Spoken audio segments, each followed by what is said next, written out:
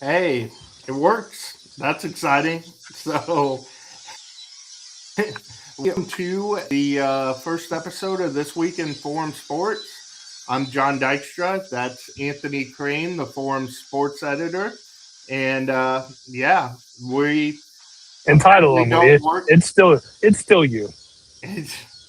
I'm doing some sports. But Anthony's been everywhere this summer. Yeah, this is not going to be the most professional podcast you've ever heard, but we're just going to get on here and talk about what's going on each week in Nottoway and Worth County and update you on the sports and apparently listen to Anthony's backyard as we go here. But other than that, Now, until the weather changes. there we go. I like that you're on location, so that's good. But this episode's going to be fairly simple, and we're going to run through it. But we're going to go through our fall sports preview and talk a little bit about every team on the high school level that's getting ready to play. Some of them open their seasons tomorrow. Obviously, football gets going Friday, and everybody kind of gets going after that. But Anthony and me have been pretty much everywhere the last couple of weeks, visiting teams and doing this. So we figured let's do it in podcast form too, and talk about some of these teams and what we're excited for this season. Another note before we get going: if you're interested in sponsoring this for some reason, um, please contact Phil Cobb and let him know that you want to sponsor Jon and Anthony on here, and we'll read your ad and give you some recommendations. So, uh, Yep. without further ado, let's hop into the fall sports preview. Um, First slide here, we've got the cover. I had to give you guys something. So if you guys are tuning into this a little early, you get the first look at the cover for this year with Jackson Dredge being hoisted up there. That's the cover for the Spoof Hound edition, and here is Jude Archer. You were all wondering which tiger we were putting on the cover. Got to give it to the Ravenwood kid with Jude out there and giving him some love. So loaded team out there, as you can see. We'll get more into them later, defending the state title, but they are a fun watch this season, and or were last season and should be again this season. So Yep. those are just the covers. Well, fun if you're a Worth County fan. I don't know how much everyone else is going to enjoy watching them this year. Well, a third of our 8-man viewers are Worth County fans, so let's go with that. And Fair enough. 100% of our GRC viewers. So, but yeah, we're just going to run through the teams here and talk a little bit about both the area teams and the Spoof Hound teams. So let's get rolling. Those would be your Maryville Spoof Hounds. Anthony, obviously, you work at KQ last year. You saw the MEC. Just talk to me a little bit about what you see out of the MEC. And last year, it was kind of that 2-horse race. Are we looking at that kind of again this year? I think so. Savannah lost some pieces. I actually think they may be a little better. No offense to Aiden, but I think their offense may evolve some with Nick Copper gone now. Plus, you get Bell's kid transferring in with him making that move. I think Savannah's going to be really good again. And I also think Maryville will be better this year. You know a little more than me, but when you have that kind of offensive line, and we all know how Webb wants to run his offense, I think they should be pretty good again this year. I think they'll give the Savages a good fight for that MEC title this year. Yeah, we got a long time before that game, but agree that that's probably the game it comes down to. If you look at that picture there, they put their seniors in the front row. So that's a pretty good sized senior class there, with especially the guy holding the football, Jackson Dredge, in the middle. When you can return your quarterback, 4 offensive linemen, your number one receiver there, number 14, Lucas Ziegler. kind of Swiss Army knife number 22 up there with Carson Hageman. They've got a lot of weapons on offense this year. And then defensively, too, they lost some guys, but man, they're returning a good group led by 44 there, Will McCullough. The rest of the Mhm. MEC, I think, is sick of seeing those undersized McCullough boys at linebacker. So, um, Will's got one more year this year, so he'll They're he'll great lead that interviews. defense. But they return quite a bit.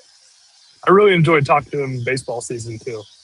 Great kids to talk to. Old Will's a good one, but if you want more on any of these teams, you got to pay your dollar for the fall sports preview and the 20 pages that are out. But we're kind of going to move through these quickly. So they open the season Friday night at Blair Oaks, who's won 5 of the last 7 state titles and is a really good, well coached football team with Ted LePage there. So I'll be making that drive to Wardsville on Friday night and looking forward to it because even if the Spoof Hounds haven't come out on top, it's always been a fun football game to watch. But moving on, we've got softball next. Coach Coach Briley Wright, formerly Briley Kemper.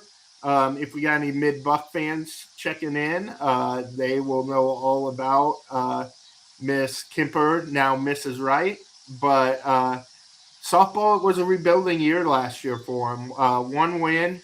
They have a young group again. As you can see, a lot of these uh, pictures are going to make it very obvious who the seniors are. They're the ones in Oh, black jerseys in the front there. So 3 of them. It's a good group, but it's even a pretty inexperienced senior group for these guys this year. Uh, Angel Polk's back out for the first time since I believe her freshman year.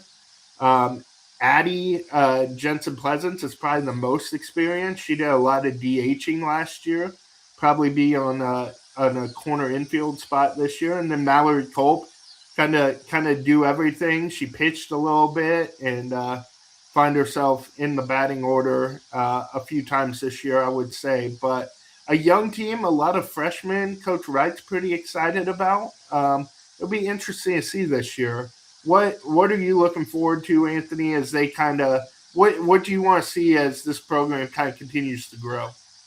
well, I think they have the right kind of coach in charge. You know, when you spend your all your time around Bryce Kemper, I think you're going to learn a few things. Um, Stole them on Saturday in the jamboree. I assume there are things they'll want to clean up, but I think you saw there's something there. Um, the kids seem to really enjoy playing, and that's especially with girls teams. You know, I've always been told with girls you have to have fun first, and then you can win. And I think they're moving in that direction. They did some good things, which is what you want to see in those.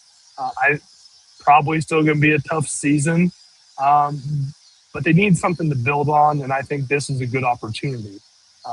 You know, we'll see how it goes, but I think if they can have fun, if they can just get better at the little things, I think you'll see them much improved by the end of the fall.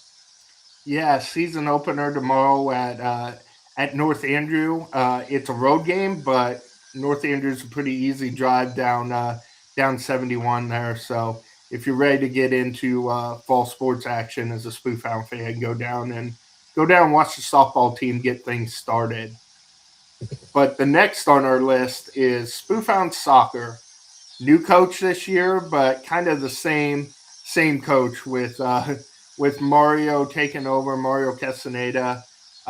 He's been the assistant the last couple years, and Coach Steckline's really leaned on him as Coach Steckline was new to coaching soccer as well. As Philip Porn, the superintendent, affectionately called him Ted Lasso out there. So as he was getting used to coaching a new sport, but um, yeah, soccer lost some guys from last year. Really good players, guys like Cooper Lynn, Twan Jacobson, Connor Moore, bunch of good players. But they returned some guys mid in the midfield there. Nathan Walter kind of I feel like you really buried the lead here. will make things happen. And Are you talking about that big guy that kind of stands out in the middle? Yeah, yeah. Old Mace McKim. We'll talk about the defensive end first. Then, in front of Stoner's back as the goalie, you got big Mace McKim, who I mean, he's going to scare some guys coming off the bus. That's for sure. So, obviously, a tremendous track and field athlete in the shot put and discus, and it's giving soccer a try as a new fall sport this year. So Mace will be fun. Their front line is really good too. Danny Castaneda is back this year after playing last year, and Derek Evans, their most experienced player on the team, striker, and then Anthony Leonard, who really had a good freshman season last year. So that group should be capable of scoring some goals, but it should be a really fun one to watch. And I know you got to know Mario a little last year, I think, covering the girls team, who he's an assistant coach too. But Maryville's kind of established the soccer tradition. Just what do you expect from these guys this year, Anthony? Well, it's funny you ended with that because I don't know how much more I can add to what you said. I just expect whether it's boys soccer, girls soccer, um, for Maryville to be good, to compete for district titles, and I expect until I see otherwise, it's kind of what you expect from the program. They do a great job finding coaches, um, boys and girls. Throughout the years, we've seen some really good coaches come through. Uh, Tough to see them leave sometimes, but I expect that we'll see more good things from the boys soccer team this year. Yeah, and a note for all these spoof hound teams, but I feel like it really applies in soccer. Adding Excelsior Springs to the schedule this year in the conference play. Excelsior is a really good soccer school, Mhm. as seen by the last two district championship games Maryville's matched up with them in. They won one and lost one of those, so that has the potential to be a really good rivalry, as well as Savannah keeps getting better year after year in soccer. So I would say between Maryville, Excelsior, and Savannah, those are probably the teams to watch in the MEC this year. At least Pius is gone. They've been gone. Um, they might be back in football, but we'll cross that bridge when we get to it. Um, yeah, cross country team, as you can see, is up next. Talk about a team with a winning tradition here. I mean, both the boys and the girls have just been great under Coach Beatty over the years, and maybe not as big a team this year in either of them, but boy, they have some really good athletes at the top of that. The girls, it starts with Audrey Deering, the only senior on either of the two teams. She's back. Bradley Deering, obviously, is her brother at Northwest, and Audrey's had a great career herself, looking to get back to state once again this year. And Ariana Bartlett is the other one that really stood out last year. She was their number three runner. She'll bump up a spot this year and try to get them back to state as well. For the boys, Riker Hackett. Um, Riker's a junior, really good year, really broke out last year, and did a really good job with them. And Tucker McCullough, we talked about his brother on the football team, but Tucker runs track and cross country instead of the baseball football combo that Will and Gus always did. So Tucker, since his freshman year, Coach Beatty's been talking about what a good leader he is for that group. Really impressive. And this year, without a senior, he is the vocal leader. Riker will tell you that, even though Riker's times are usually a little bit ahead of Tucker, not by too much. Tucker's right there, but it's really he's a good leader for that group. So they got some young guys and some more questions than maybe usual. With Jaron Dombeck being out for the season with his hip injury, he would have been right there with Riker as the leader of that group, maybe even a little in front of Riker. But it's just a good group this year, and I know you have a lot of respect for how Coach Beatty's kind of done this over the years with those groups. It is funny. You read my mind once again. That I can't sit here and say I will obviously this fall get to know the group a little bit better. You're better at the ins and outs. But I know that Coach Beatty, whether it's cross country or track, over the years, he's done a hell of a job. And it's kind of like the soccer thing where until I see otherwise, I expect big things from them, and I assume Coach Beatty does too. They always have that meet to begin the year at Mo West, which is kind of nice one because these cross country meets are a little far away a lot of the times, but chance to just go down in St. Joe and watch them. They technically host the meet along with North Platte, even though it's in St. Joe. So that'll be a good chance in the season opener to go down and watch some high quality runners. It's usually kind of the best of the MEC and the best of the KCI just kind of getting together down there. So should be a fun meet to open the season. But yeah, it'll be a good year for cross country, I think. Hmm. Speaking of good years, the next one up, they had the best year volleyball last year since somebody named Serena Sundell was walking the halls at Maryville, and they won a state championship. But other than that, best winning percentage since then for Spoofhound volleyball, and they lost some good seniors, but as you can tell by this picture, they are a deep team. They have a lot of girls out this year, and a lot of quality on that side with the volleyball players. I can get into a few more names later, but you've kind of seen from afar the growth of that program over the years. Kind of talk about that a little bit. And the MEC was absolutely loaded last year, obviously. Yeah, and I think it's going to be about the same again this year. We talked about um, that rivalry with Savannah, and you're starting to see it more with Savannah getting better in some sports. But I think that's the next step for them. I think is getting past them. I think I was looking the last time they beat them was I think COVID was a thing still. So it's been a while. That would be the But like you Sundell said, years. Yep. yeah, yeah. Well, time goes fast. I don't. They all just kind of blend together. But yeah, I think it's a great program. It's you win 26 matches. It shows you're moving in the right direction. And they enjoy volleyball at Maryville, and that's a good step. That's how you get all these kids out and how you build that program to win championships again. Yeah, it's a good group.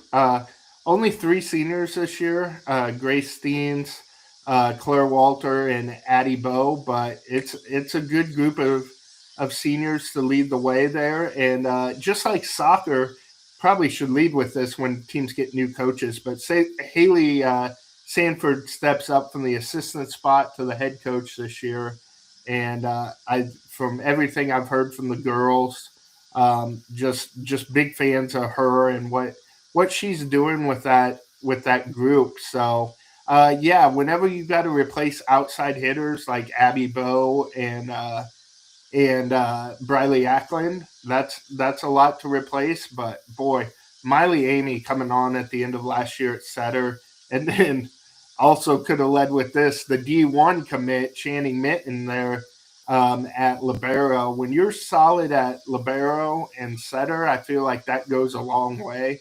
And they've got Hmm. plenty of options at hitter with just how deep they are, both in the middle and the outside. And then the right side is probably the strength at hitter, where Grace comes back, and they have a few more girls out there too. So should be fun to see how this group kind of fills around those gaps that were left from last year's really good senior class.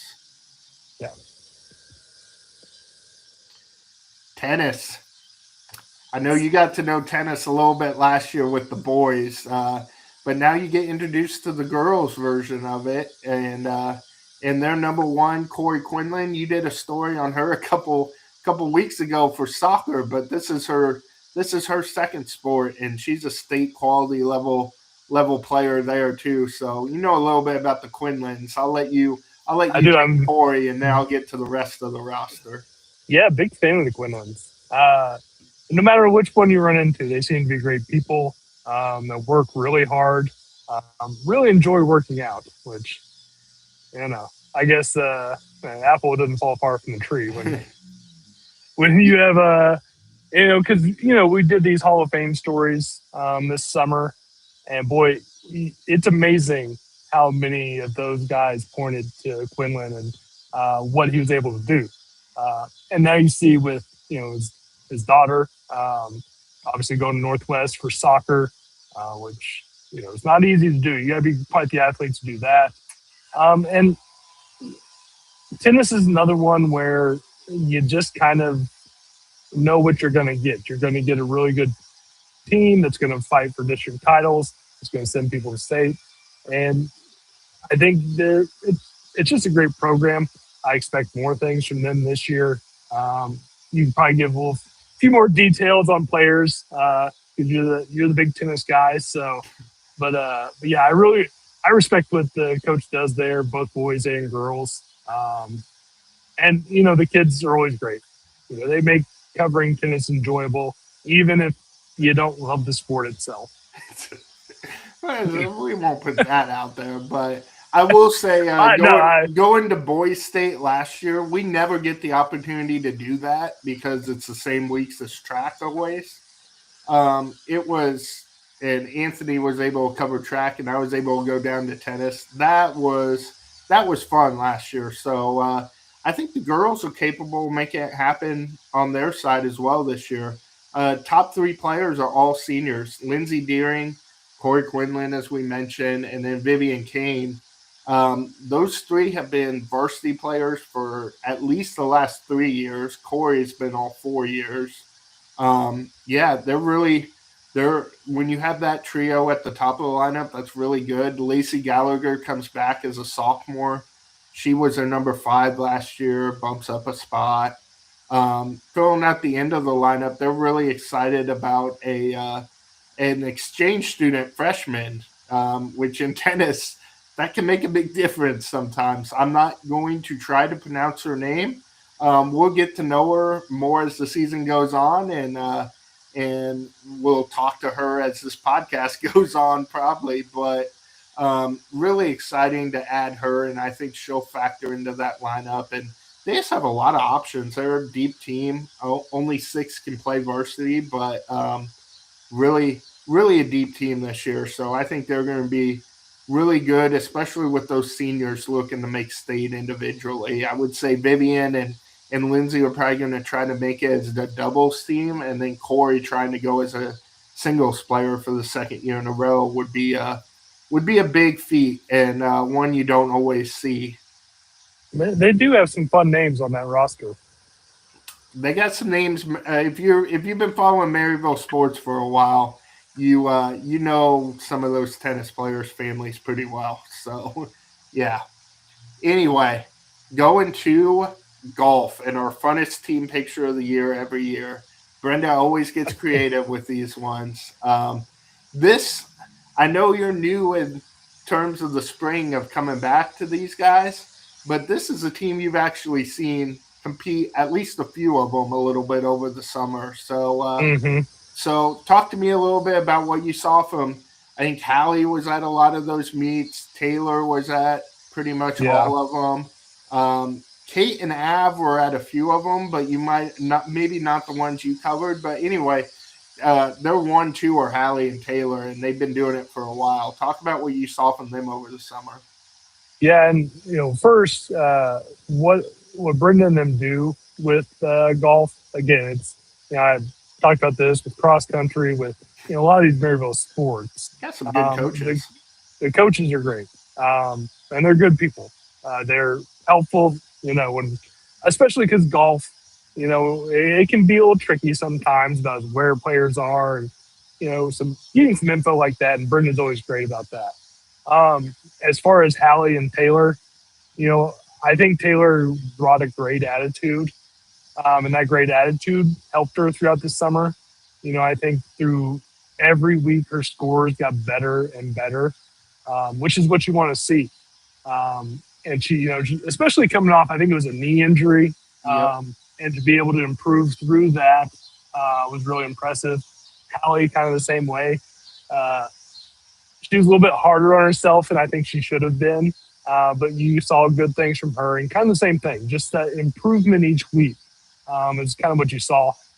I don't blame them a lot if, because there were some times, some Mondays this summer where, they're out there and it's 110 degrees. And golf can be frustrating as it is. You add in it's super hot. That makes it a little more difficult. But, I think that's what we saw from that group, what Hallie and Taylor is just that consistent improvement. And then, I expect the same thing this fall once, Brenda is able to work with them even a little bit more. So, and it's kind of the same thing. Same thing as tennis and cross country. It's like in soccer, you just expect them to be good at the end of the year. Yeah, you've got those two senior leaders at the top of the lineup, and then another leader. Another picture where you can tell who the seniors are because Jadacy up there on top of the cart. She's been kind of fighting for that varsity spot over the years, and has kept that good attitude throughout too. So Kate Jordan stepped into a big role as a freshman last year as their number 4. She bumps up to Mm-hmm. their number 3. Had a good summer. She didn't compete in as many tournaments as Taylor and Hallie did, but she's just a natural. Brenda says it every time you see her. So she loves Kate, and Kate does a great job. And then Ab Mitchell hanging off the back there on the left. She stepped into that 5 spot last year and will probably maintain a varsity spot this year. You've got a freshman, a sophomore, kind of competing with Jadacy to round out that lineup, and we haven't seen them play. They're both new to golf this year, but if Jadacy is your number 5, you're a pretty dang good team. Um, Well, listen, Brenda and Larry, they were speaking highly of this group. yeah, At the end of the spring, they were looking forward to it and think this is a group that can have a special season. yeah. So no matter who they've got 7 strong. It sounds like talking to Brenda. So it'll be a good group. And like I said, you mentioned Hallie being hard on herself. She was the district runner up last year, so she has high expectations for herself. That person that she was runner up to was Elena Pargis, her teammate. So Elena's not in this golf cart anymore. So Hallie has high expectations going into this year, as do the Rickses, as do all these girls. So it should be fun to see what they do this year. Now we're into the Anthony segment of the show, talking state man football here. But Nottoway Valley, best season they've had in a long time last year. Uh, Helps when you discover a quarterback who was playing receiver the year before, and we were like, what are they going to do without Lane Larrabee going into last year? Well, hello Braxton McGinnis.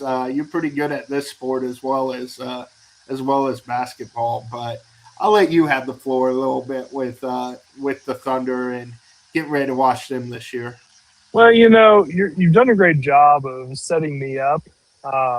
So read my mind or something because Braxton's one of my. I got to see It's him not last hard to year. name the starting quarterback. Well, yeah, but like that's kind of where I was going to lead off. There is like he's just a real good player that can do anything you ask him to do, run, pass. He's creative. Talking to him, he's this year he wants to take more of a leadership role. Um, because I think last year he talked about being able to show his skills, and now this year he wants to be more of a leader instead of just you know leading by example, maybe more vocal. Calfee talked a little bit also about maybe reining him in just a little bit, taking some of the gunslinger out of him. Hopefully not too much, because he's a fun kid to watch. That entire offense, the offensive line, they didn't seem too worried, but you got some new pieces there. So you Yeah, just never really know what you're going to get. But Ty Hoyt, love watching that kid play football. Um, Jackson's great. I don't know. Depends on when you see them, whether he's a running back, whether he'll be a receiver. Um, but if not, they got other kids that can step in. The athlete part of it, the skill guys are as good as you're going to find in the state, maybe outside of Grant City, which is that's pretty high praise. Like there's There's some We'll good get kids to out them there. later. Well, just in general, just to Yeah. have, there aren't many offenses that Ty Hoyt or Jax or Braxton McGinnis wouldn't start over who they have now, and that's the good part. The tougher part is the defensive side, and that I think is going to be the bigger question because They I lose a think they lot. lost. I think they lost something like 300 tackles out of that senior class last year. Tyler Gray was great. Some of those guys. So that's going to be the biggest question for them is how they do defensively. And even more so, they were great last year. When they were in Rockport, it was a struggle. Now, Rockport's going to be down some too, so we'll see if they can kind of close that gap. But I think that's the next step for them is getting over that Rockport hump. And I think they won't tell you that. They'll tell you it's about week one, and then it's about week two. But it's 275. It's kind of like the MEC in football, where it's who the top two teams are. Who comes out in first is still up for debate, and that'll just kind of like Savannah and Maryville. It's going to be a while before we see that. But I do believe that they're going to be a really good team this year. I had them in my top 5 in the poll, and really outside of the top 2 or 3, they could have been 5, 4. If you're really high on them, maybe 3. But they're going to be a really good team this year. Yeah, he's you went through it, but I think Tyler Gray is kind of the big loss just on that line. Over the last couple years, they've lost a lot of linemen, and that's what I was worried about last year was their line. And Tyler Gray stepped up to lead that group and keep them competitive with some really good lines in Northwest Missouri. Yeah. So seeing where they come in, we didn't even mention losing Cooper Snodderly, 2-time All-State linebacker, really good player. Mm-hmm. So they have some questions, but I think the sky is the limit just because of the playmakers that they have on Mm-hmm. that side of the ball. So it's going to be fun to see them go and see how good a start they can get off to this season, build their momentum into that Rockport game. Yep. Cross country, small but mighty group of thunder here.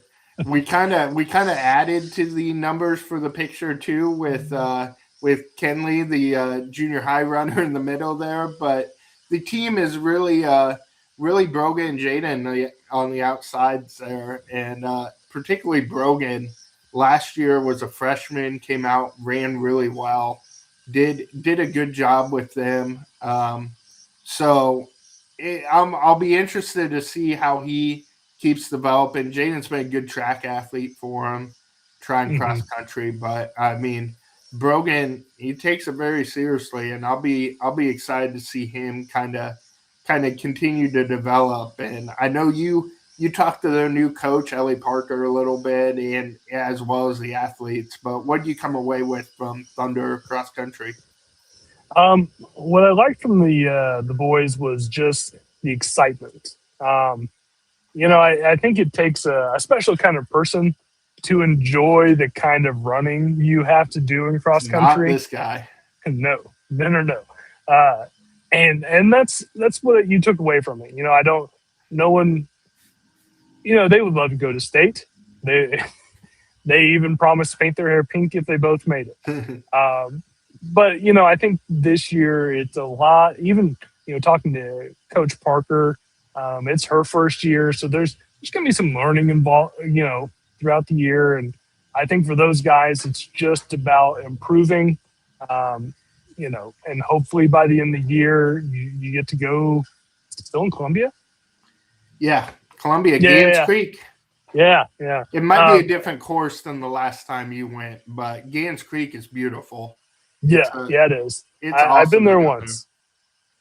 Gotcha. It was, yeah. I'll never forget. Kids puking and crying as they're coming to the finish line. I'm like, oh, this is fun, huh? But yeah, it's a beautiful course. These kids, again, you can feel their love for it, their excitement. And I think those two will do some good things. and continue to improve throughout the year. Absolutely. Improving throughout the year. Nottoway Valley Volleyball lost an absolutely ton going into last year. So many people new spots, but when you have uh, Anna Lee Livengood on the team, she makes up for a lot of new faces and new places, and just a really good team this year for the Thunder with only one senior, Chloe Wenger, who's a very good player in her own right as an outside hitter. But I think it's exciting to see what the Thunder can do this year because they discovered some players last year with Gracie Larrabee. We mentioned her brother earlier, Gracie. Yeah. I'm going to go ahead and say it. She's a better athlete than Lane is. So he's basketball last year, volleyball this year, just or volleyball every year, just Mhm. really good out of Gracie, and then Anna Lee, Chloe, they really have a good core there. Hadley Fast is a back row player.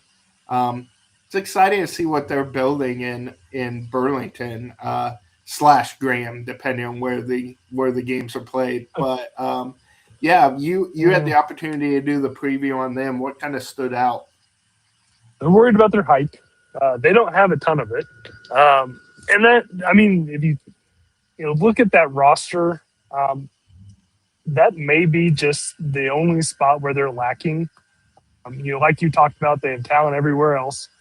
Um, and I think Coach Good also deserves some credit because since she took over, they've just gotten better each year. And the tough part for them is the 275, at least at the Oh yeah. top, and it's 3-4 teams deep as far as really good talent. I think it'd be a fun year for them in the 275. Because it's Mountain City's going to be really good with the Rockport better lost a Osborne. little bit, but they are Yeah, still supremely talented. yeah. So I think um, watching that race and these teams go back and forth is going to be fun. And talking to Nottoway Valley, I think they're confident in the talent they have, and they should be. You win 17 games in 24, 18 and 25. I mean, maybe you would know a little bit better. Maybe they lost more talent than I recognize, but talking to them and seeing them, I think it's going to be another good year for them on the court. Well, they talk about being short because they had Ava Graham 2 years ago, and that helps you not be short. Reagan Fast, Savannah Merritt, a lot of really good players. Peyton Linville in that class that graduated a couple years ago.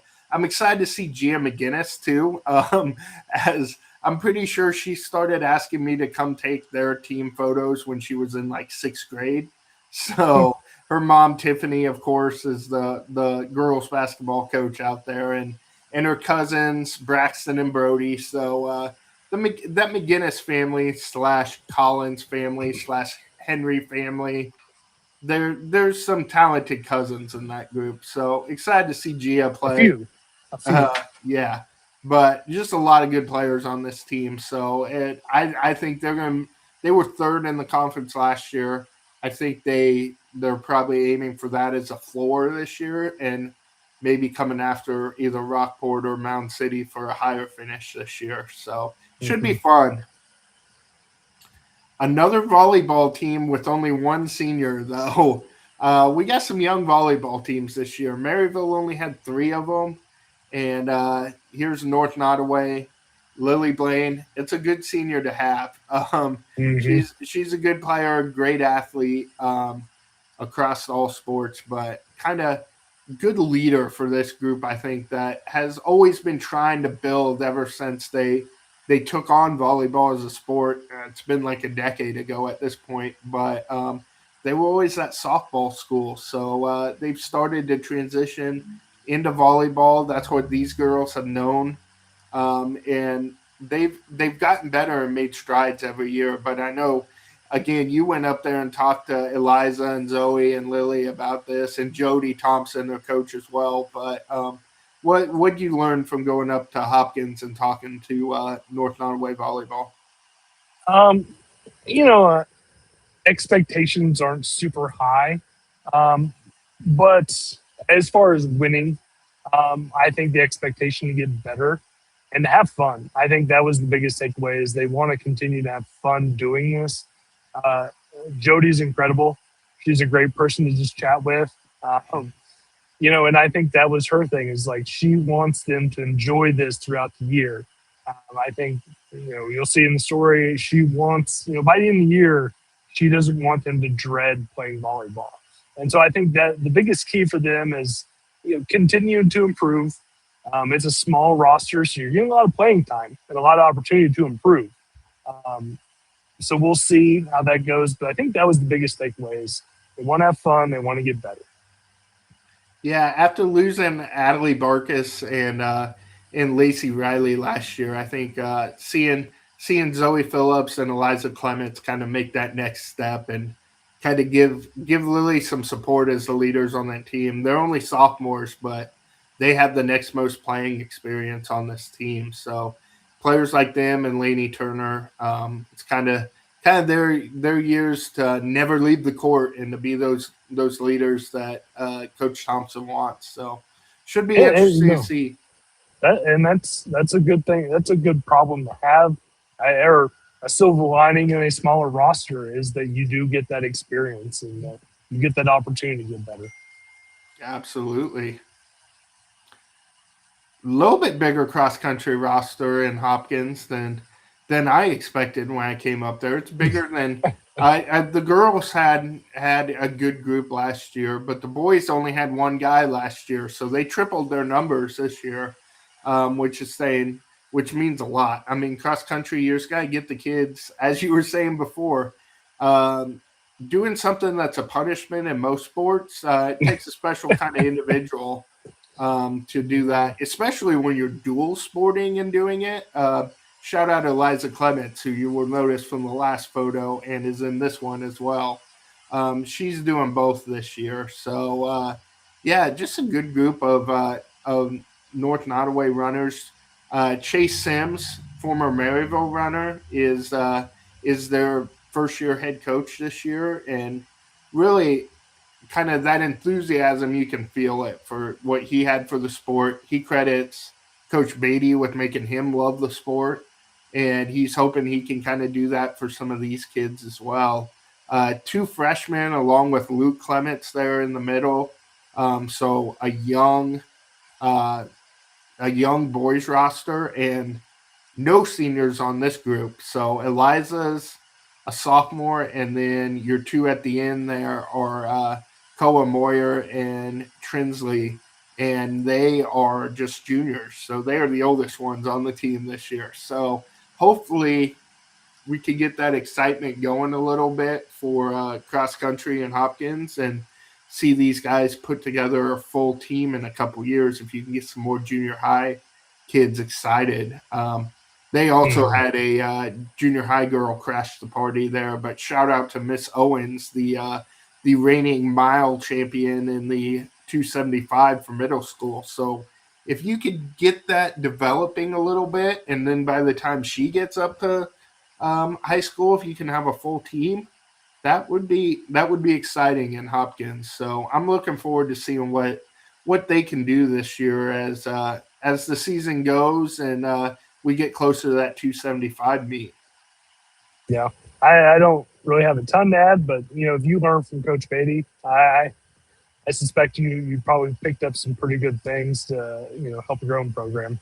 I flipped the slide already because I knew I did the preview and you weren't here last fall, so I was just going to handle that one for you. Let you get Uh, to another 8-man team here, though. Platte Valley.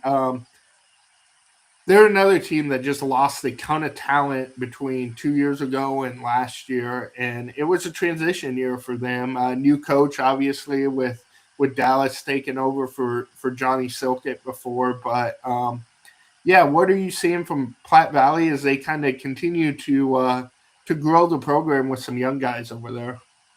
well, everyone talked about the speed. They Platte Valley was Nottoway Valley in a similar way, where the last few years their biggest strength was their lines. They had the skill guys that were pretty good too, but This year, it's not going to be the same. That's probably their weakness this year, is that offensive line and defensive line. Now, last week in the Jamboree, I thought the defense looked pretty good. It's a Jamboree, so you're going to give some things up. You're not game planning, but they were right. I mean, skill wise, they're more athletic than I can remember them ever being. Grady, I think, is going to be a great football player. Um, he throwing the ball deep, using his speed. Um, there's a North Andrew kid that just he got burnt by him once and said something to the coach, and he's like, "Well, it's Platte Valley. You didn't expect him to be fast," which I thought Well, was a little. he's not a basketball player, obviously. He hasn't seen Grady. So yeah, um, but going through, you look at the stats from last year. You're like, all these kids are gone. Um, but I think Grady did some things last year. They didn't throw the ball a ton. I think he led the team with like 15 receptions or something like that. I think they're going to do more of that this year. And then after that, it's just kind of where do these young kids fall into place? You know, uh, you know, Aiden McQueen, Ezra, Yeah. guys like that. That Dylan Clam's also still around, so they have that. We'll see how it all comes together. And they're one of those teams where some other teams you have an idea of who's going to be the running back, who's receivers are going to be. This one's still kind of interesting as far as what they decide to do with those skill guys and who steps up. Because if you have some of these freshmen and sophomores that take a step, I think this could be a good team. And the 275 in football, you have Rockport, Nottoway Valley, and then it's a big question mark from there down. And so if you're able to do that, you're able to flip that switch. I don't know. I go back to the lines. I think that'll be a bit of a struggle. But what you're hoping for is that with these skill guys, it all clicks. And the one thing they really struggled with, which we hadn't seen in quite some time last year, was the defense was not good.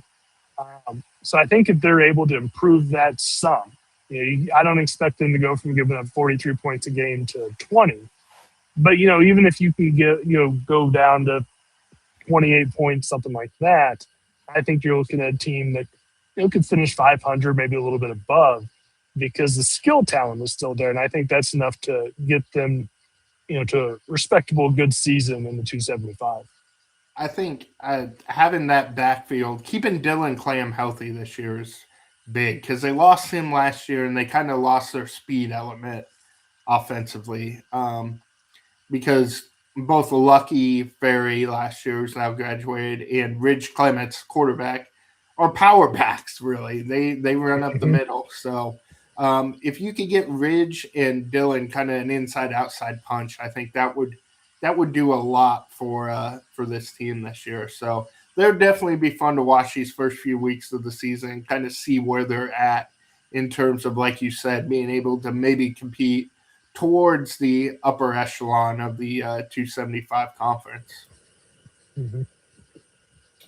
Another smaller cross country team, but more than Nottoway Valley had, but a couple less than North Nottoway. A few, yeah. And this is a change of the guard from the last few years. They've had that huge group of girls who won a state championship when they were freshmen, and it felt like Maya Ray, Emily Langford, Miley Holtman. Um, I'm going to get yelled at because I'm forgetting Emily Langford, of course. But yeah, it felt like that group. Oh, Allison Riley. I said Emily already. Allison Riley, coach's daughter. Come on. But anyway, that group of four had been running for them forever. It felt like, and it had been 4 years of them being among the top runners in the area. So changing And of they the talk. guard this year, some new faces. Still a Holtman girl. You got 4 more years of a Holtman. But it's a little different look this year. You talked to Wendy and the kids and all of that. So what you learn about Platte Valley cross country? I don't want to say that Wendy is was tired of coaching her kids. And I don't think that's the case. She Um, liked that group. I read her she quotes and did. I was like, I don't know if she meant that No, exactly, but I but think what she was getting at is it is a fresh start for Platte Valley cross country. Because like you said, you've seen the Rileys, the Mayas, and they've been really good. This is it's a reset. Now I think she would prefer maybe a few more runners than just three, but it is an opportunity to kind of rebuild the program back up. They got a good group in middle school as well when I was there, so I don't expect it to stay at 2 to 3 kids for too long. Um, and this year it's gonna be a learning experience. I think talking to Marissa, she obviously she knows a thing or two about running. Um, you know, Again, her mom knows. She's a pretty yeah. good coach herself, and I think she has pretty high expectations for herself too, even as a freshman. Liz Lopez, I think hers. It's kind of what you need in cross country too. Not everyone um, is. How do I put this? Not everyone is that's their passion. She's a Yeah. track kid, but she wants something to kind of keep her in shape, keep her, going. And I think with that experience in track, maybe this will help her this season. So we'll see how that goes. And I think that's just kind of the gist you get in general with this group is it's kind of building up again. It's planning for next year and the year after. I think Jace has kind of some high expectations for himself as well. So we'll see how this goes. But I think this is going to be a good reset for the program to kind of build back to where they've been, for years now. Program with another strong tradition here as we wrap up the Platte Valley segment. But Platte Valley softball, obviously, the last couple of years they've been replacing that huge senior class that left a couple of years ago that did so much in softball and basketball and track and everything that group did. But they've got a good group of freshmen that came in right when that group came, and now that group's upperclassmen. So I'm kind of excited to see what they can build with that group. So what I mean, you got to watch them in the jamboree a little bit. What did you see from Platte Valley? It's similar to Maryville. Did some good things, did some things that you'll want to improve on, but you kind of expect that in your first live action of the year. There's going to be a few mistakes. They're really excited about this young group, and I think having Jocelyn and Finley to be your pitchers, I think that's a good place to start. So we'll see how this goes. I expect them to be improved from maybe last year. I think Tiffany does a great job. You kind of see that with the Worth County kids. She started there, kind of developed them a little bit. Now you see them what they are now, and we'll get to them. But I think there's going to be a pretty good Platte Valley team this year. That's where I'm going tomorrow, so we'll see how their first game goes. But I expect some pretty good things from them. And the girls, we talked about leadership with all these teams, and I think they're in a pretty good place there too. I think their defense will be really good this year too. Hannah Clam took the shortstop job as a freshman and did a good job with it. Dylan's and Tucker's little sister, obviously out there, so she's an athlete. You got a good picture of the side of her head in this photo, but and then just up the middle, they're really strong. Chloe Peary in center field, really good center fielder for them the last couple of years.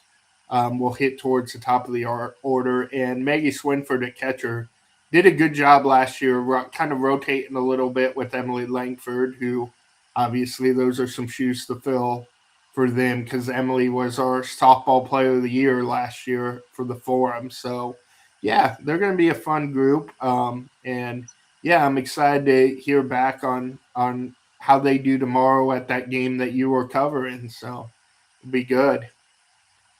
But sticking with the softball theme, moving a little bit up the highway here to Ravenwood. Uh, Also, a group that's kind of mixing the older kids and the younger kids this year. You've got Brianna Meyer, Haley Yost, players like that, Ashlyn Kennard, who played a lot of reps over the years on some good Ravenwood teams. Um, and then they're mixing with those younger kids like Piper Gray and Riley Scadden and some of these freshmen coming up. So I think it's exciting to see kind of where they go with it. And I know you got a chance to talk to them. They got a pretty good pitcher coming back too. So I'm not letting you talk about old Paisley up there, but yeah, what did you see from Ravenwood? It's a bummer losing Blair because I think if you add her, you're looking at a pretty solid group coming back. Um, it- Again, it's kind of like a lot of these other teams where, and it's a good thing. It's what you want to see from your older players. You know, talking to Haley, um, they want to see these young kids develop. They want to. You talk about being more of a close knit group. And I think when you brought up Paisley, that's a good player to return. Especially still pretty young too. Yeah, pitcher, leadoff And hitter, not bad. yeah, and hit 400 or whatever it was. Yeah. Pretty good for a young kid like that. So I do expect. I don't know that they'll get back to what they were 2, 3, 4 years ago. But I think they're taking steps in that right direction. And you return some kids that missed softball last year that I think could really help. You talked about Haley. There's another one slipped my Brianna. mind now, Brianna. So you get them back. We'll see how they do after a year off. But those kids, I can't imagine don't help this group out a lot. And I think one of the underappreciated things, is Coach Meyer taking over for the year, or we'll see, at least the year. We'll know. We'll see what happens next fall. But, she's someone that saw these young kids in junior high and kind of got them young and developed and got them to where they are. And I think if you're going to have someone step in, that's a good person to have. Um, you know, Listen to her talk. She's got high expectations, maybe not so much on the field, but how you carry yourself, doing the little things right, being a good teammate, being good in school. And so it's a group that I expect to take some steps in the right direction this year. Maybe you're not winning the 275 or winning the district title, but I think they're going to get back to kind of where they were, or at least closer to where they were when they were winning 14, 15 games a year. Yeah, and it's a group that's used to winning too. Those younger kids, we talked about the older kids kind of winning when they were younger with that big class they had a few years ago. But the junior high kids have just always won. They're Mm-hmm. that group that's coming up next year, along with the underclassmen on this year's team. They have won a lot of softball games over the years. So Yeah. I'm just intrigued. This team's one of my most intriguing teams. Of I don't really know what their ceiling is because I've heard a lot of good things about this incoming class. So yeah, they'll certainly be fun to watch. Back to 8-man football and seeing Anthony's eyes light up. But the state champs, the number one ranked team in the state going into the year, team that Hang has the banner. the Just hang the banner. the team that has a senior class that a lot of people would really want to have, and frankly, a sophomore class that a lot of people would really love to have. Yeah, Worth County. I mean, you saw them get better throughout last year to from the Rockport loss to the point where what they did to Rockport in the state title game, particularly even in that game, just getting better from the first half to the second half. And not having maybe the best top 3 running backs in the state. And you do that, that's pretty impressive. Yeah, just take it. I mean, take it from there. They were a pretty injured team last year, I'm a especially their best players, Bo Collins, Hayden Saunders, and Cole Ruby, and they still got it done. So I yeah, don't feel like I have to ask, but what are your expectations for the Tigers this year? state title. I think I don't mind putting that pressure on them because it's not often the path seems this clear. I'm a big fan of North Shelby. I think they're an extremely talented team with probably the best player in the state. And they tend to give Worth County a hard time when they play them. And even when Worth County wins, it's 2 point. It's a 2 point game. Yeah, Um, those matchups have and, been great.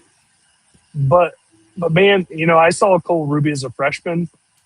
I often complain at jamborees that I don't I don't love having to see the JV. I get why, but you can see as a freshman, he was just one of those kids that he's got it. And you saw him last week in Jamboree. You said he was phenomenal. He Last was year, great. dealing with the injuries, um, and tough kid because he tried to play through it despite not being able to move side to side at all. And so you get him back healthy. And like I said, that gives you one of the best offensive players in the state, at least in my opinion. And then you had Bo Collins on the defensive side. Um, he would have been the best defensive end in the state. Now he may be the best linebacker. Um, so it's just the depth and the talent. That senior class, I don't know if I've seen, maybe 2022 North Andrew or even 2022 Worth County with that senior class, where it's just there's talent everywhere. Um, and then you talked about the younger kids that we haven't seen a lot of, but you hear about them. Um, it seems like there's always someone new that they're very high on, whether it be, on the line this year, at receiver.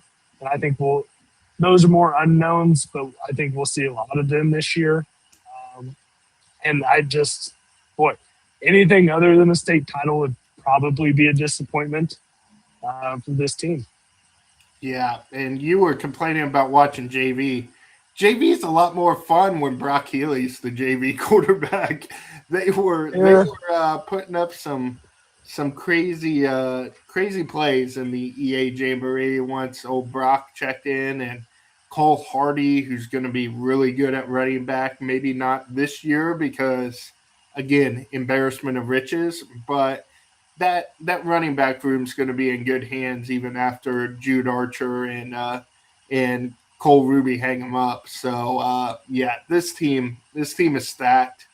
Um, they've had the experience of winning already, and I think they want some more of it. So it'll be fun to watch them this week. State championship rematch against Rockport. That's Anthony's game this week. Pretty obvious one to pick, even if you like where Worth County is a little bit more than Rockport. Rockport has a whole ton of talent still with guys like Jack Meyerkorth and Brock yeah. Holmes and Gabe Gebhardt. So See, to me, I think it's just it's a normal good team of mine. Like most years, I think you'd be looking at Rockport and saying, "Oh, I think they could compete for a state title." And you see that, throughout the state, you got a couple of kids, and it's like, well, you have a couple. Worth County has 2 dozen. you talk about, hey, you can compete for the state title like it's not saying much. State title contender, that's what we want. But not everybody can be the Yeah. state title favorite. And we'll see what Rockport can do this week. The mayor J.R. Cheney is going to get a hold of this, and he's going to have you up on some bulletin boards. So should be a fun game when you make your way to Rockport on Oh Friday night. no, mean old Anthony put us at number 3 in the state. Oh, like I said, Worth County's got some good athletes. Let's move to softball, where they got some good athletes there too. Especially that front row of seniors really built this program. Kiera Hardy at third base, Kristen Tracy, pitcher slash first base, uh, Canberry Briner, second base, and then Addie Gray, a little bit everywhere, probably center field this year.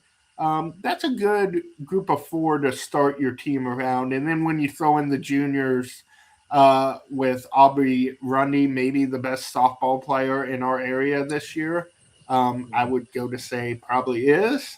And then Megan Tracy, just a power hitting beast at first base there, slash pitcher, trading off with her sister.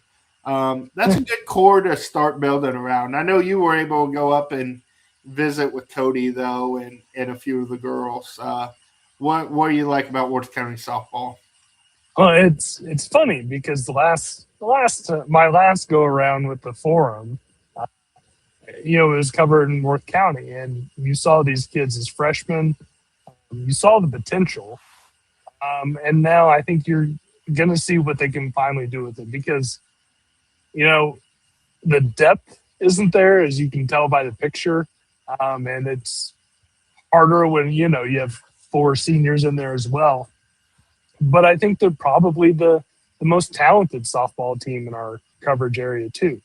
I think they have the highest expectations. We'll see how that goes. You have two kids with labrum issues, so we'll see how you just hope that that doesn't become an issue. They seem pretty confident and that they'll be fine, but you just never know with stuff like that. Um, but I do, like you said, Rundy is really good. You know, Kristen Tracy's a great interview too. She's top notch there. Well, her and Cam have Tiger TV going during basketball season on the. You have to check out a broadcast at some point. Michael Gard sponsors them, of course, because Michael Gard sponsors everything. But yeah, you have to check out some of that. One more name to drop: Brooklyn Smith. She's another one of those kids I've been hearing about ever since she was probably like fourth grade.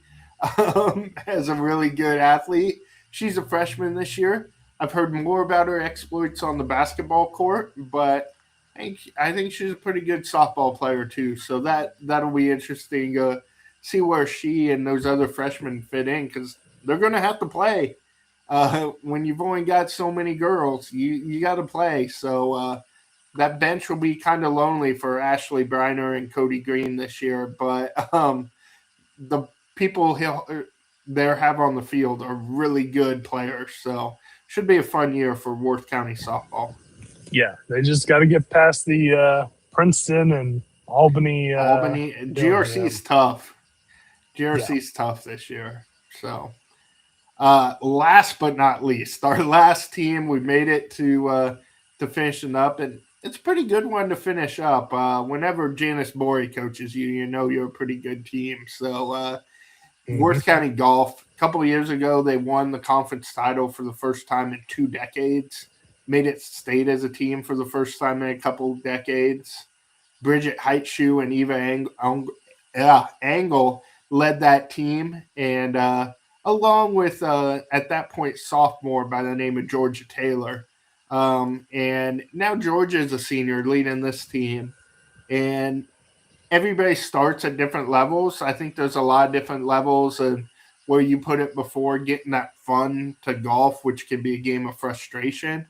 But whenever you have 10 girls, because one wasn't here for the picture, Craig McNee's assistant coach was kind of standing in for her in this picture. But there's a lot of excitement with that young group on this team, and Georgia is among the best Class 1 golfers in the state, and she'll have a chance to show it if she plays like she did this summer. There could be some big things in store for Worth County Golf this year. I know you watched her play a little bit this summer too, along with Hallie and Taylor and the Maryville kids. So, what impressed you about Georgia? They were just always disappointed it wasn't you. I mean, I like my golf coaches. When it's Janice Borey and Brenda Ricks, along with Craig McNeese and Larry Ricks as well, they're all good. That's four really fun coaches and some fun players as well with Miss Taylor there. But Yeah, like I said, you saw her play a little bit this year. What do you see from Georgia? And she's really good at golf. She works really hard. I credit you gotta give credit to her dad too. Old He's Chester. helped her along the way, giving her, stimulator, things like that. Just everything she needs, and holds her accountable too. And I think that's part of what makes her such a great golfer. Um, I don't know how much more I can add other than saying she's really good at golf. Um, She's a what fun story too. The only Ravenwood girl on the team. This is technically a co-op, but it's really Worth County plus Georgia as the co-op because she's always been the only or Northeast Nottoway girl on the team. Yeah, But hey, that was a good idea for the Tigers to add it so they could get her because she's helpful to have and should help kind of take these young girls along a little bit. So yeah, and you got to credit Janice, not just Janice, but school in general too. Um, for both boys and girls, developing golfers and the programs themselves. When you can get 5 underclassmen, that's pretty good. That's pretty good. And so that's probably most exciting thing too. Really, is just how you've seen the programs grow. Um, and I'm looking forward to seeing. Georgia. I think probably has high expectations for herself as she probably should. And then we'll see how the young kids develop as well. Janice is real excited about those 4 freshmen they have out this year. So if you get a She's not going group to like retire, that, is she? if you get a group like that, her and Brenda both. Brenda's got some more Kate Jordan and Colin Hoffman years to go. But yeah, if you get a group like that and they enjoy playing together, that's huge in golf because you see them develop. Maryville had a group like that. Worth County had a group like that, like I said, with Eva and Bridget. Mhm. So th- I'm excited to see what the future holds. But for this year, just watching those young kids develop and seeing how high Georgia can fly is going to be fun to watch with this team. I figured we'd close with a little bit of just MIAA football. As you can see, it's weird to have a podcast in Maryville an opening week and not mention the Bearcats at least. But 10 MIAA games this week, so we're getting ready for football. They're down in Kingsville. Neither Anthony nor I will be there because we got high school games, and you kind of got to choose one or the other. So And Kingsville's a long ways away. yes, 15 hours. So lesser or yeah, radio crews or flying or with the team. So tune in to John Coffee. It's always a good time. As you can see by this, we're thinking the Bearcats have a pretty good or a pretty good chance of falling through there. And thank you to Welch and Welch Attorneys at Law for sponsoring our poll this year, and Jared for putting up with us and picking games alongside us there. So you can't quite see it, but he's got a UCM Mules polo on in that photo. So big UCM guy, which we needed to mix up the poll a little bit from all these Northwest people anyway. So it's going to be a fun year for college sports, and we'll talk more about all the Bearcat teams in future podcasts. But with that, we'll wrap it up. That's a sneak peek of your regular sports front cover for next week as well. There, so or not next week for tomorrow morning in like 3 hours. The covers. So we got some cheer and dazzlers and previews for the 2 football games, as well as Anthony catching up with Kim Spriggs Cameron in our final of his Hall of Fame installments there. So yeah, little. I needed to give you guys a little sneak peek at the cover for those of you who stuck along the whole time. But as long as we don't get booed too hard in the comment section, we'll be trying to do this again next week. But until then, we'll see you.